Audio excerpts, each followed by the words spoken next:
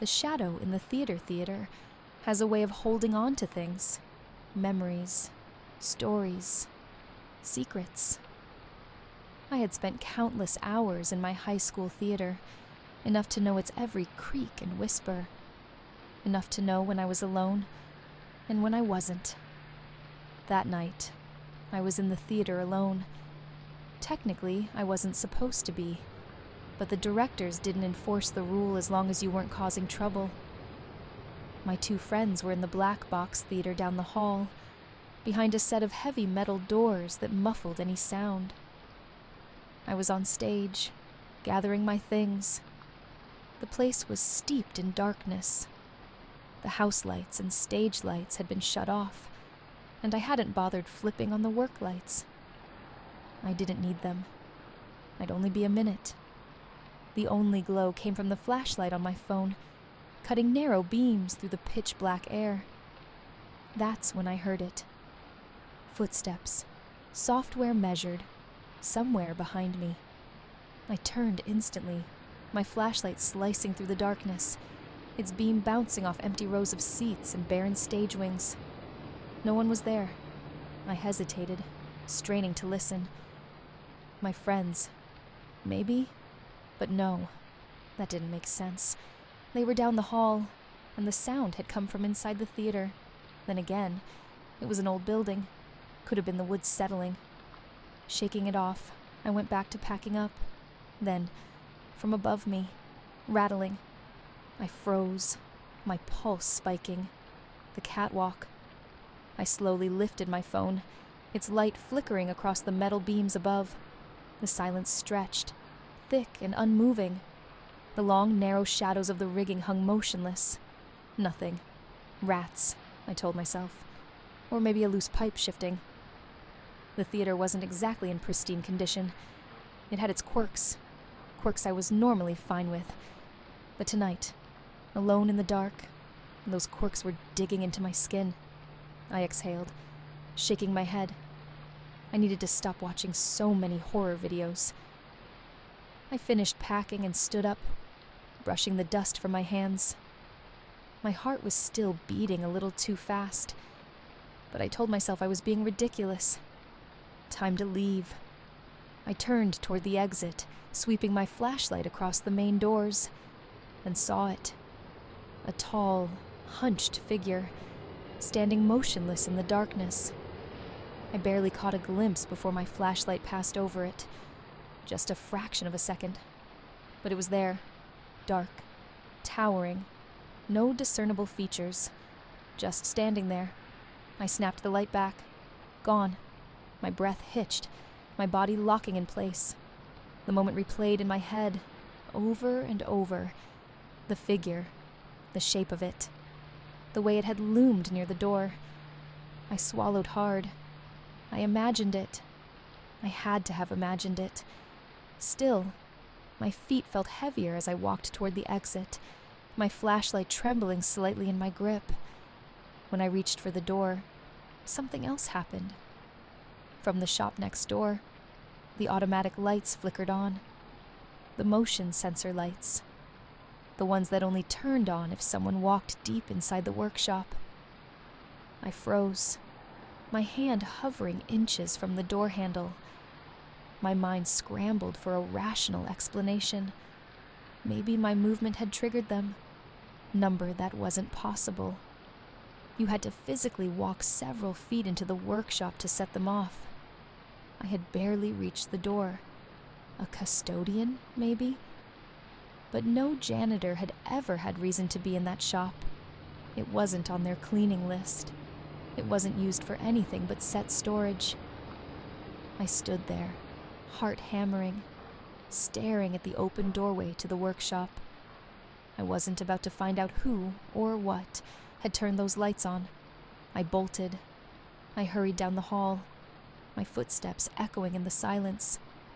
The darkness pressed in on all sides, stretching the shadows unnaturally long. I reached the black box theater, bursting through the doors where my friends were. I barely gave them an explanation. Just a rushed, "Gotta go? See you tomorrow?" before pushing back into the hallway and heading straight for the building's exit. As I stepped out into the cool night air, my breathing finally steadied. And that's when it hit me. The motion sensor lights in the hallway, the ones that should have turned on when I ran past. They never did. I still don't know what happened that night. Maybe it was just a series of strange coincidences. Maybe my mind was playing tricks on me. Or maybe the theater isn't as empty as we think it is when the lights go out. Either way, I haven't stayed there alone since, and I don't plan to. Story 2. The Shadow in the Hallway. I was 10 years old when I first saw it. Maybe a little older, nearly 11, but young enough that I still slept with a nightlight and jumped at shadows in the dark. My little brother was just a baby then, 1.5, maybe 2, still crawling on the floor, still clinging to me like a shadow of his own. It wasn't unusual for me to be left in charge of him. Our parents worked long hours, and though I was still a child myself, I took my role seriously. Every afternoon, I would prepare something small for the two of us to eat, and my brother would never leave my side. He was attached to me, always reaching for my leg, always following me with wide, trusting eyes. And then, the feeling started. It was small at first. A presence, a tingle along my spine that made me shiver, even though the house was warm. It happened every time I was in the kitchen, an unshakable feeling that someone was watching me. At first, I told myself it was my imagination. Maybe it was the silence playing tricks on me, but the feeling grew stronger, heavier, until it was impossible to ignore. And then came the voice. Not a whisper. Not something from outside. It was the voice inside my head. The quiet, instinctual voice that warns you when something is wrong. Don't look back. I froze. My fingers tightened around the spoon I was holding. Don't look back. I swallowed hard. The air in the kitchen suddenly too thick. Too still. I knew that feeling. That primal feeling. The kind that told ancient humans when a predator was lurking just beyond the trees. But I didn't listen. I turned around, and my blood went cold. It was small, about half my height, maybe a little shorter, a shape darker than the dimly lit hallway behind it, and it was standing completely still. I couldn't breathe, couldn't move. My pulse roared in my ears, my entire body locking up as if it had been doused in ice water. Then, in a blur of motion, the shadow ran. It bolted down the hallway, disappearing into my bedroom. My body finally reacted. I grabbed my little brother, clutching him to my chest as I ran after it. I don't know why. Maybe I wanted to prove to myself that it wasn't real, that it was just a trick of the light. Just my imagination. I reached my room and flipped on the light. Empty. There was nothing there. No shadow. No movement. Just my bed, my toys, my dresser. Normal. Undisturbed. But I knew what I had seen. And I wasn't the only one. The second warning days passed. I tried to forget. But every afternoon, the feeling returned. That weight of eyes on my back as I stood at the stove, stirring food for my brother. The cold presence creeping up my neck, tightening around my shoulders. Then, one day, the voice came back. Grab your brother. Take him to the kitchen. My stomach twisted. I didn't hesitate this time. I scooped my brother into my arms, but the moment I touched him, his small body stiffened, and then he started to cry. It wasn't a normal cry. It was different. Panicked. Desperate, like something had frightened him beyond reason. I held him tight, whispering soft reassurances, rocking him gently in my arms. But then, over his shoulder, I saw it. A glimpse of something behind me. The shadow. It wasn't in the hallway this time. It was closer, watching. It didn't move, didn't run, not at first. Then, as if realizing it had been seen, it bolted, vanishing just as quickly as before. My brother's cries slowed into soft whimpers. I held him tighter, pressing my lips to his forehead. "There's nothing to worry about, my baby," I whispered. "I'll protect you." After that, it stopped. No more footsteps, no more shadows, no more watching eyes from the dark corners of the house. Maybe it had lost interest. Maybe it had just been passing through. I never spoke about it. Not to my parents, not to my friends. Who would believe a child talking about shadows in the hallway? But even now, years later, I still live in the same house. And sometimes, when the air is still, when the silence stretches too long, I find myself wondering, did my brother ever see it? Did he feel it the way I did? If he did, would he believe me? Because I know what I saw. And I know it saw me too. Story 3. The Frostbite Anomaly. December had always been my favorite time of year. There was something about the cold air, the way frost coated the world in a crystalline shimmer, turning everything familiar into something other. It felt like stepping into a different realm, one where time slowed and the silence stretched endlessly beneath the pale glow of the moon. It was on one of these nights, years ago, that I first encountered it.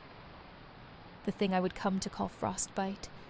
The air was sharp that night, crisp enough to bite at my lungs as I wandered through the frost-covered landscape. My boots crunched against the hardened earth, the sound impossibly loud in the stillness. There was no wind, no movement, just the distant hum of the world sleeping. But then, a shift, an awareness, the prickling sensation of being watched. At first, I ignored it. It was easy to dismiss, the way one might brush off an overactive imagination. But the feeling didn't go away.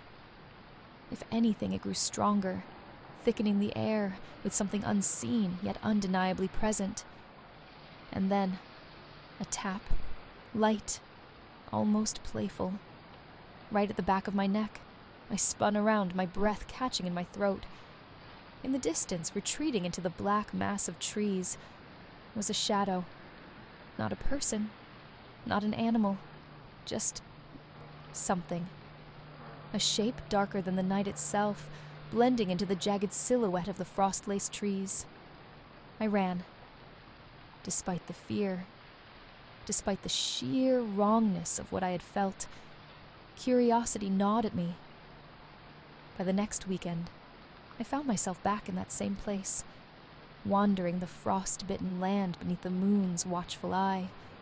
The night was eerily similar, the same biting air, the same unnatural stillness, and then the feeling. I stopped walking, my pulse hammering.